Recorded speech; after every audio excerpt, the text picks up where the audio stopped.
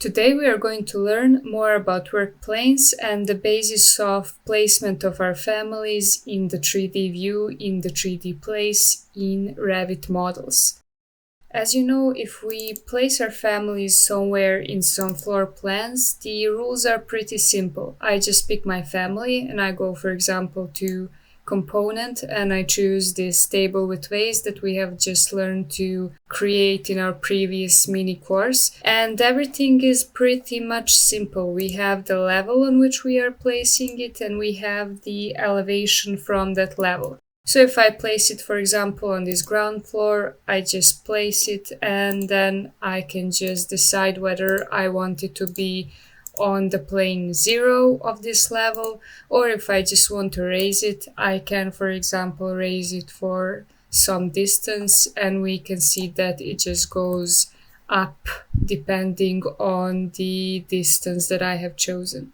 If I add minus before this number, we can see that it actually goes down. And this part is probably the part that you have already known. It's quite straightforward and we all know how to place these families on level. But let's say, for example, we want to go to 3D and we want to place it somewhere on the 3D view. For example, on this roof, because it's sloped and we want this element to follow the sloping of the roof, we want it to be rotated in the roof position. And that's where this placement gets a little bit more complicated because there are a few rules that we have to know before placing those families. I will choose this table again because it's the table we have just created and it's still a family that doesn't have much parameters in it, meaning that it's something that's quite simple and we can just upgrade it to be better for placing it in this kind of direction. So I want to place it and I can choose here level 2. I see that also I have this host that is grayed out and I have the offset from the host, which is basically the offset from this level. And I don't have any other option. I don't have the option of changing it to be on the roof, etc. And when I place it somewhere here, for example, I can see that I have just placed it randomly on the level 2. I can see that all of these are level 2 and that I don't have many options for placing. If I want to actually place it on the roof, what I should do first is go into my family. And by the way, this option will be enabled for many, for example, Revit families and some more advanced families. But I do want to teach you today how to do this for the family you have created yourself. So I go to Edit Family option. And here on the left side in the property, I see that I have this work plane base option and I also have the always vertical option. Let's just check both of them and load this into the project again. I would just override the existing version. And now when I go to the component tool, I see now that I have enabled two options. I have place on face and I have place on work plane. Let's just cover place on face first and then we will return to work plane as well. When I click on place on face, I see that now the slopes of my roofs are actually enabled and I can just click on the roof and I have this table placed vertically on my roof. I can also choose this elevation from level, which is basically elevating it from level 2, or I can choose offset from host, which would basically just offset this table from this roof. I also have one more option, and that is if I don't want this table to be vertical, if I want it to be rotated in the direction of the roof sloping, I can go back to my family and I can just uncheck this option always vertical. When I unchecked this and I click overwrite existing version here, I can see that now this family is basically rotated to be following the rotation of this roof. I will just return offset from the host back to 0 And this is what it looks like now. The issue with this is basically you cannot just rotate it vertically anymore. The only rotation you can provide for this family now is the horizontal rotation. Let's just go to L2 plan, and I will just change the view range to include my roof. I go to template and I go to view range, and I'm just going to raise view range to be about 3000 millimeters, for example. And now I want to rotate it horizontally. I just note again, it cannot be rotated vertically, but it should be able to rotate horizontally. So I go to rotate tool and I rotate it and I get this error. And now let's see what the problem is. If I go back to 3D and I go to rotation tool again, I see that the plane that I'm rotating it from is basically vertical. And I don't want that. I do not want to rotate it from the vertical plane, and I do not want to rotate it vertically. I want to rotate it horizontally, and basically this issue is the issue of work plane. If I go to architecture and I can just go to show work plane option, and I see that my active work plane is actually the vertical work plane. When I go to some of these cube options of direction, I see that this plane is vertical, and the reason why my table was rotating in the wrong way is that this is actually the work plane that is activated.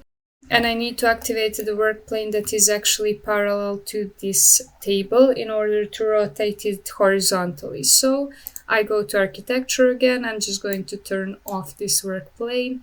And here I go to set work plane. It's important when we are modeling anything from the 3D or when we want to place families parallel to some planes that we actually set our work planes. We have option of setting the work plane, and we also have the option of picking a plane. And since we don't have the work plane with a name yet, we are going to learn to do that after this. For now, I'm just going to use this pick a plane option, and I'm just going to click on this roof where my table is. Once I have clicked it, I can go back to show option, and I see that now the active work plane is actually the work plane of this roof sloping. It is important to note that now, while this is our active work plane, everything that we do will actually be modeled here unless we define some different plane. And now, once this work plane is activated, I can just go back to rotate tool while my element is selected, and I can just rotate this element by some angle, let's say 45 degrees. And we see that now we are able to just rotate this element. It is best if you do this from 3D because that's where you know that everything will be rotated from the work plane you have set up. And now this was the way of placing your families and handling them when you choose the option place on face. And I actually now want to choose the option of place on work plane. I'm just going to go back to the work plane first, and I'm just going to go to set work plane, and I'm just going to set a work plane that is one level because I basically want to restart all of this. I do not want to stay in the sloped level because most likely it will confuse me and it will not act in the way I want it to act. So you shouldn't be staying in those sloped work planes. After you have done everything you want to do, you should just go back to some level, and that will be the best practice for you in general, because if you stay in a sloped work plane, maybe some other elements will not want to rotate or move in the way you want it to move and act. So once you're done with this, just go back to some of the levels. I just go back to level 2 and I click OK, and I can now see that my active work plane is just again this regular horizontal plane. In order to use this workplane tool, I'm just going to go to some section. Let's go to some section that cuts through our roof. For example, this one. And we have our roof now. And what I want to do is actually create a reference plane. Reference plane is one of the tools in workplanes that actually allows you to draft the workplane you want to use by yourself. I'm just going to go to reference plane tool and I'm going to draft the line that is going to be parallel to my roof. Let's use this shorter part of the roof. And I'm also going to name it. It's important to name it because later on we are going to pick its name, so it's important that we know what its name is. I'm just going to call it general roof plane or something like that. And what I want to do now is I want to create a family that will be on this plane. Basically what I do, I can just go back to 3D again, or I can do it from the plan. It depends on what you want and what you prefer working with. And I go back to the component tool. And now instead of place on face, I choose place on workplane tool. And now I get these work planes that exist in the model. And basically those planes are either levels, grids, or they are the reference planes that you have created. As you can see here, I have various roof slope reference planes, and I actually use those to model the structure beneath this roof. So I go to the general roof planes because that's the one I just created. And now I can see that it's the plane that I have modeled in that section. And all I do is now place this table on this plane. Basically, everything else still stays the same. It's important that we have this option activated in our family, and that is the option of workplane base family.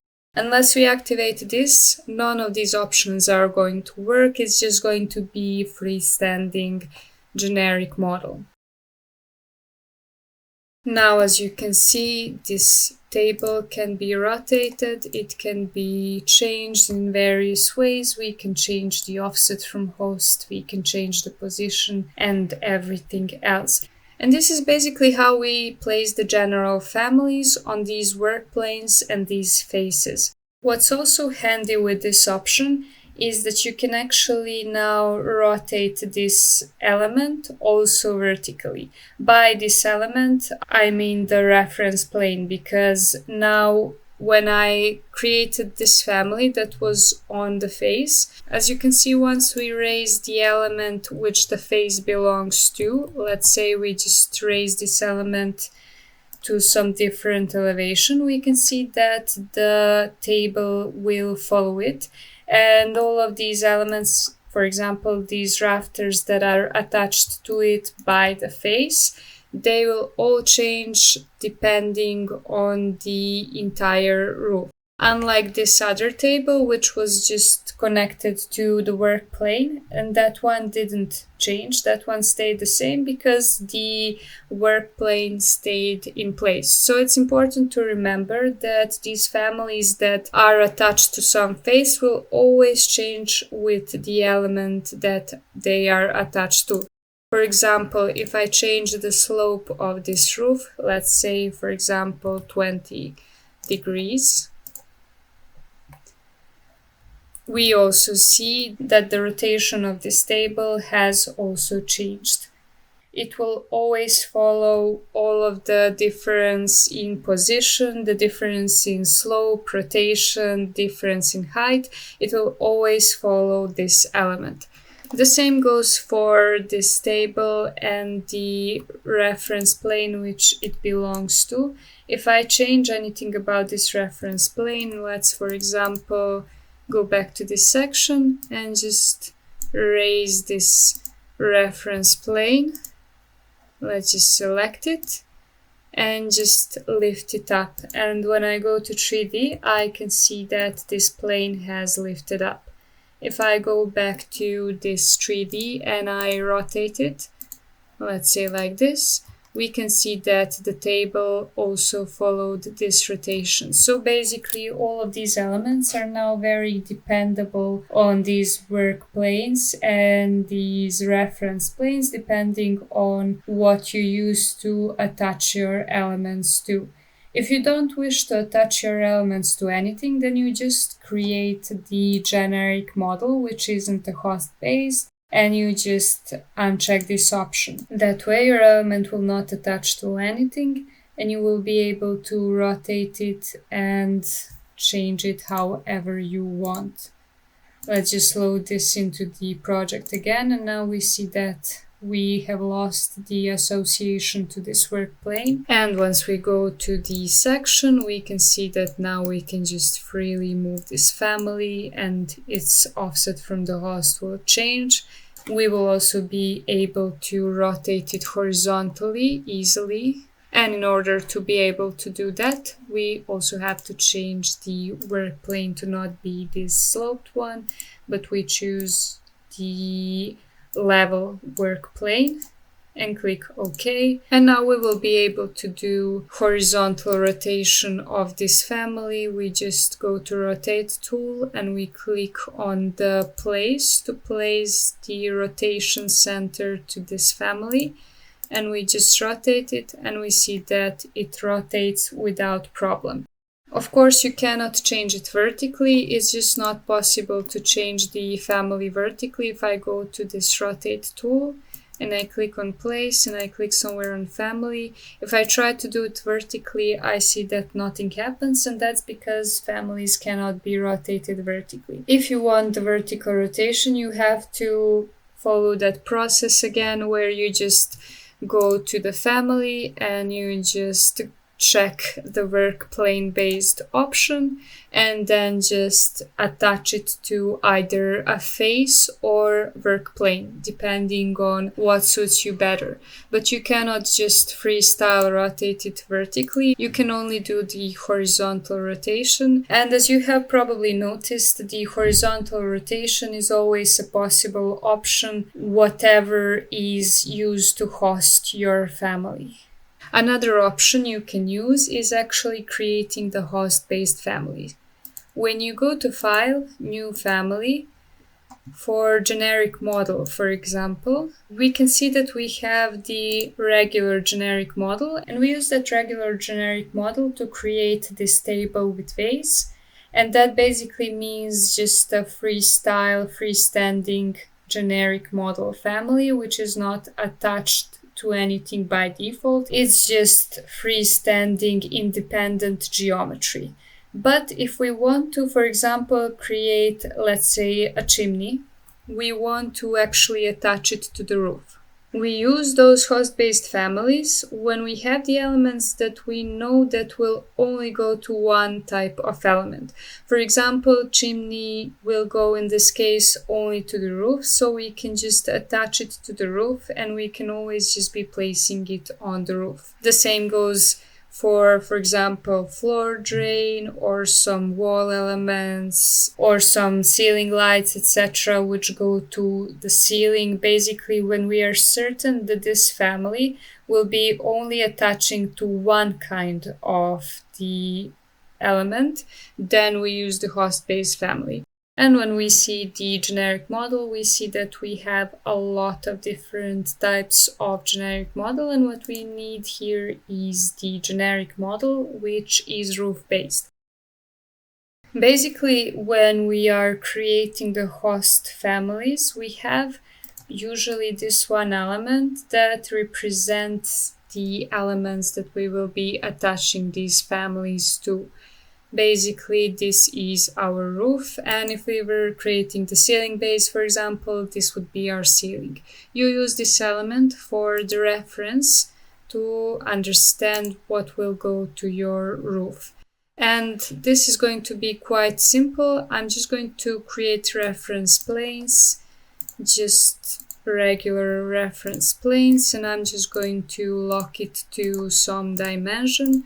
Let's just say, for example, 250 with 250. I'm not going to go into detail with this process because our previous video was actually explaining the reference planes and their attaching to the geometry and another reference plane. So I'm just going to repeat what we did before. What I do is I select this dimension and I just lock it.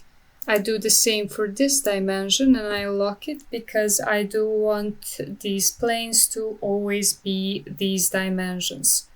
And if you want to learn more about creating the reference planes in families, I would just attach below in the description a link to that video which I created previously. So I have now just locked these dimensions and I know that this will always be my dimension. So I go to create and I will use the extrusion tool. I take the rectangle tool and I just create the rectangle on my reference planes. I use these lock symbols to lock these lines into these planes and I click finish. What this did was it disabled this family from ever changing these dimensions, because if I didn't lock it for some planes or for some dimensions, basically there is always a possibility that my family will change the dimensions and I'd never want that. I'm just going to copy these reference planes. I'm going to copy it by 20. This one as well. Just copy it by 20 and I'm going to copy it on these sides as well. Just move it on the edge and then move it and attach it to be 20 millimeters from the edge. This as well. I'm just going to select it, type in 20 in this dimension and then lock these dimensions. I lock it for the same reason I did previously, because I do not want it to move from these dimensions. So I lock each of these dimensions. I'm just going to go back to my extrusion now and I'm just going to create one more rectangle that is going to be locked to the reference planes. What this did, basically when I go to 3D, I see how it looks on this roof. I'm also going to go to elevation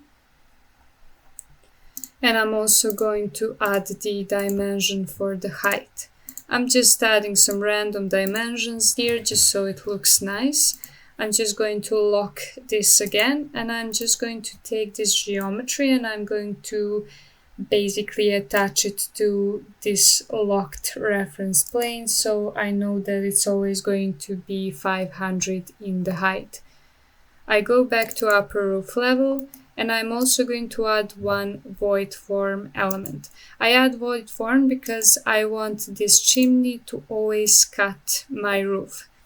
Basically, if I do not add that void form, I am not going to have the hole in a place where chimney meets the roof. I also lock these edges to the geometry. And I also go to some either section or elevation just so I can lock it to the either reference plane or the top elevation of my chimney. I make sure that this option of cut geometry is on, and I also make sure that this option of cut with voids when loading is on. Now when I go to 3D, I can actually see that I have this hole in the roof in this option. So I just go to load family and I go to project course. Now I just place this chimney somewhere on the roof. And now we see that we don't actually have this option of like setting up the work plane, etc. And the reason for that is that these host-based families will automatically find the type of the families they are attaching to, and I don't actually have to define it to attach to roof. Whatever I do, as you can see, it will rotate with the roof I want. So I place it here, and as you can see, it actually rotated with all of these roofs. It is also following the bottom of this roof, and as you can see, it starts from the roof bottom and it goes above. It also created the hole where we defined the void. Of course, the issue with these chimneys is that they are not going to actually be in this position. They are going to be vertical. That's why we go to this family and we also check this always vertical option. We then load it into the model and click on override, and as you can see now we have the vertical chimneys. And basically these are the basics of all the family's placements, because these rotations, especially vertical rotations, they aren't as simple in Revit as they are in many other programs. They actually require you to either have some face or some reference planes, and most often none of these families will be able to rotate vertically without actually assigning them to some different element or some reference plane. Most often though, the horizontal rotation will be completely allowed. You just have to check whether you are rotating in the good work plane.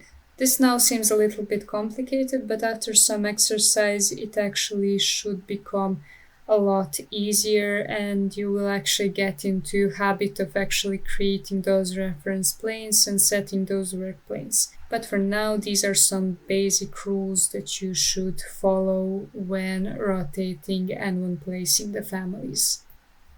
If you enjoy learning with us, take a look at our architectural course through the link below. With 20 hours of structured video lessons, it's designed to help beginners master Revit step by step. To support your progress, we've included assignments with each lesson, plus the opportunity to ask questions and receive guidance directly from the instructor whenever you need it. This way, you're not just watching tutorials, you're actively learning, practicing, and improving with guidance every step of the way. Thank you for watching.